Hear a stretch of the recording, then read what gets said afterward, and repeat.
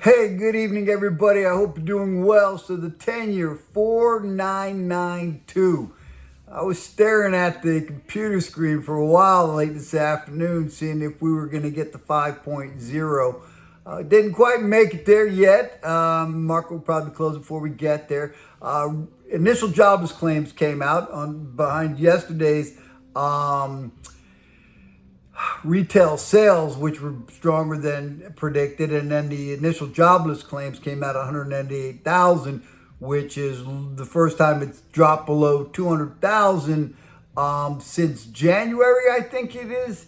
So that's got everybody spooked, and I believe the Fed's also come out and said, hey, we're probably going to still need to tighten some more because the steps that we've taken with the increases to the Fed funds rate haven't apparently cooled off the economy. So lots going on out there. Meantime, you know what? We just keep banging ahead. Still talking to our clients. Had a late conversation today with a gentleman that has a primary residence looking to go second home or investment.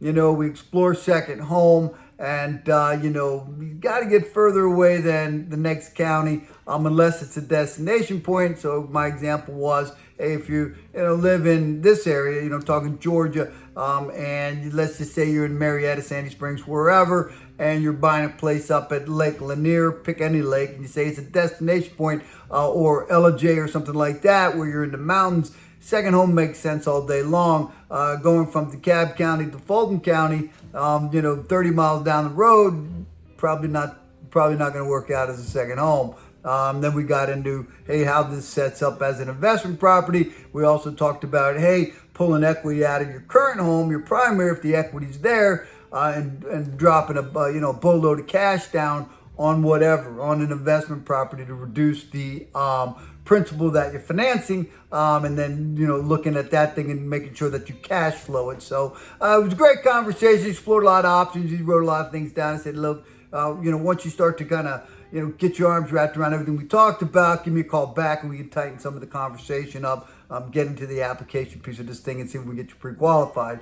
So that was a fun conversation. Other thing, I'm not a big reader, right? I read a lot of stuff, but I'm not a big book reader. I've never been a big book reader. My youngest son purchased a couple of books a couple weeks ago, and I said, hey, you know what? You're gonna read books. I'm gonna read one. So I picked one up, and right now I'm only a few pages in. I'm like 22 pages in. I just read it every now and again, but talks about the dream within the dream within the dream, and how dreams have to be bigger than yourself, right? They got to be so big that you just think that when you think about, hey, I want to do something, and you think of it as a dream, you go, hey, you know what? That's so big that I'm an idiot.